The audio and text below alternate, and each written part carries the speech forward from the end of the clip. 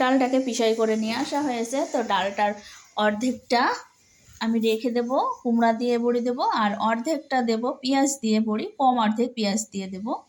আর কুমড়ার বড়িটা এদিকে দেওয়া চলছে অলরেডি, দেখো এই যে কুমড়ার বড়িটা দেওয়া হচ্ছে। আর এদিকে পেঁয়াজের বড়িটা মেয়ে পেঁয়াজ কেটে ভালো করে মাখিয়ে অথবা ফেনিয়ে নিচ্ছে খুব সুন্দর করে। পেঁয়াজটাকে ছোট ছোট করে কুচো কুচো করে কাটা হয়েছে। তো এখানে পেঁয়াজের বড়িটা ফেনানো হয়ে গেছে। এখানে আমি একটা সাদা কাপড়ের উপরে দিচ্ছি অর্ধেকটা, আর অর্ধেকটা দেব ছোট চালনে, গোল চালনের ওপরে দেব। এটা যেহেতু পেঁয়াজের বড়ি সেজন্যে চালিগুলো আছে সব নিরামিষ চালি, সেই জন্যে এইভাবে দেওয়া হচ্ছে। তো দেখো পেঁয়াজের বড়িগুলো এবার দেওয়া চলছে। তো পেঁয়াজের বড়িগুলা মাছের তরকারিতে রান্না করলে খেতে খুবই সুন্দর টেস্ট লাগে। আর পেঁয়াজের বড়িটা অনেক দিন রাখা যায় না, পেঁয়াজের বড়িতে পোকা হয়ে যায়। তো পেঁয়াজের বড়িটা 6 মাস মতো রাখতে গেলে মানে সপ্তাহে সপ্তাহে রোদে দিতে হবে খুব সুন্দর করে।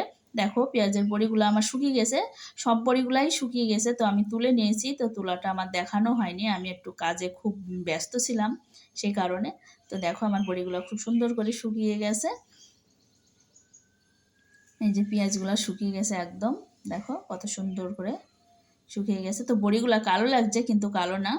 তো আমি পেঁয়াজের বড়িটা মাছ দিয়ে ঝোল রান্না করব, মাছের ঝোল হবে পেঁয়াজের বড়ি দিয়ে। তো এখানে আমি মাছ নিয়েছি, মাছটা সব রান্না করব না, অর্ধেক মাছ রান্না করব আর অর্ধেক রেখে দেব। তো মাছটা লবণ হলুদ মাখিয়ে নেব, কড়াই তেল বসিয়ে দিয়েছি, পেঁয়াজের বড়িগুলো আগে ভেজে নেব প্রথমে সে একই বিষয়। তো পেঁয়াজের বড়িগুলো খুব সুন্দর করে ভেজে নেওয়া হয়ে গেছে, তো আমি তুলে নেব। ওই তেলের মধ্যে আমি তেল দিয়ে মাছগুলাকে ভেজে নেব খুব সুন্দর লাল লাল করে।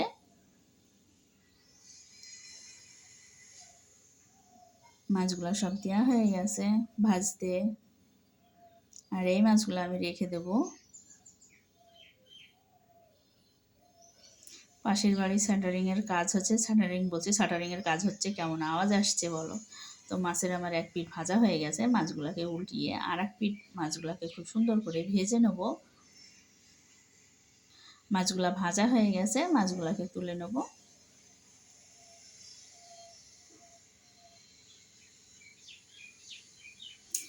মাছ ভাজার তেলের মধ্যে আমি তেজপাতা আর জিরা ফোড়ন দিয়ে দিলাম, দিয়ে দিচ্ছি কেটে রাখা আলুগুলা, খুব সুন্দর করে ভেজে নেব।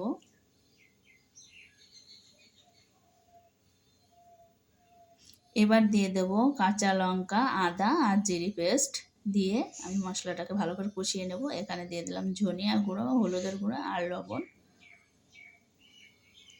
কষানো হয়ে গেছে, ঝোলের জন্য জল দিয়ে দিলাম। তো ঝোলের জলটা ফুটে গেছে, ভেজে রাখা বড়ি আর মাছগুলাকে দিয়ে দেবো আমি।